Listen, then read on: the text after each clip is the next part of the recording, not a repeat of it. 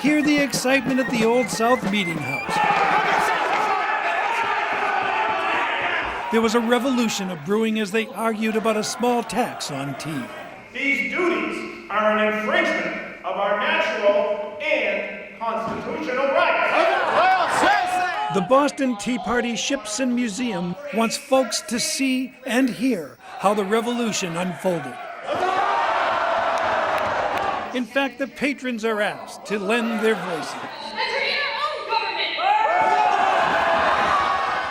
Feet stomp, canes tap, and huzzahs are shouted in support of speakers who would break away from good King George. The passionate shouts bring history to life. It's magical to think that 5,000 men here staked their lives, their fortunes, and their sacred trusts. These meetings were the most inclusive ever to take place. They included people who normally wouldn't be at a regular town meeting, people who weren't voters. You normally had to be over 21, white male, owning property to come to a meeting. That wasn't the case at these meetings, although women still weren't there. Women were not allowed inside the meeting. They were part of the noisy throng which gathered outside. We need to pay our fair share, is what it comes down to. You've never even seen the king. You've never even seen a member of parliament. Why? Well, I've seen the Sons of Liberty, and I know what they stand for, and I'll not have it. I'd rather be ruled by a king than a mob. You never know what the mob wants from you. The women were as divided as the men. They talk of protection, but these redcoat soldiers have done nothing for us but be brutes. I mean, you heard what happened 3 years ago. I did. On March the 5th, 1770. 5 of our own were lost here on King Street. Absolutely. We can't be treated as second-class English citizens just because we're in a different location. The man in the red coat has been biding his time.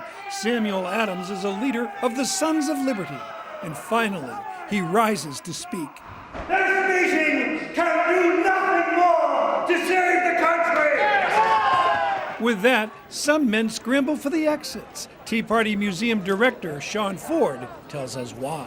And he yelled, "This meeting can do no more to save the country.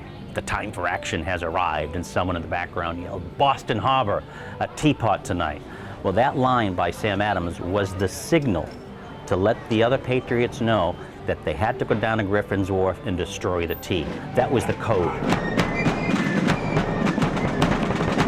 241 years later, patriots are more brazen than our fathers and foremothers. Rebel scoundrels, take it home! Behind fife and drum, our mob of 1,000 marches to the waterfront and takes up seats in bleachers to watch the action. They'll be in your homes next. Soon the Sons of Liberty, some dressed as Mohawks, storm a replica British ship and have their tea American style.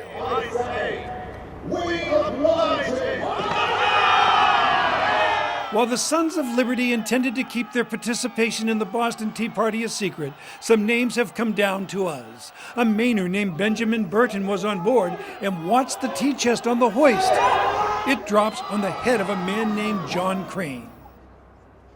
I was the only man injured during this event. I was below deck in the hold of the ship, the Dartmouth, trying to hoist up these heavy crates of tea. Some of them are weighing upwards of 360 pounds. One of these chests slipped, hit me on the head, knocked me unconscious. The Liberty boys thought Crane was dead and carried him to a carpenter shop across the street, leaving him in the shavings. However, John Crane rose to fight in the Revolution, become a general, and after the war took a land grant in down East Maine. He lived out his life in Whiting and was buried there in 1805. Boston Harbor, a teapot tonight! Paul Revere would also fight in Maine as part of the Penobscot expedition. He was not well known in 1773, but certainly was at the meeting, if not at the Tea Party itself.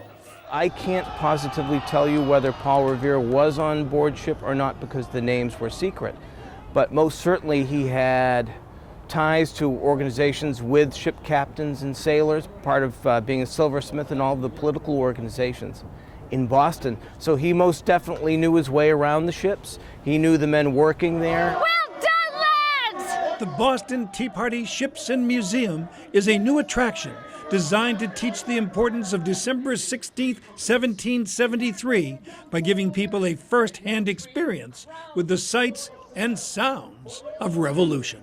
And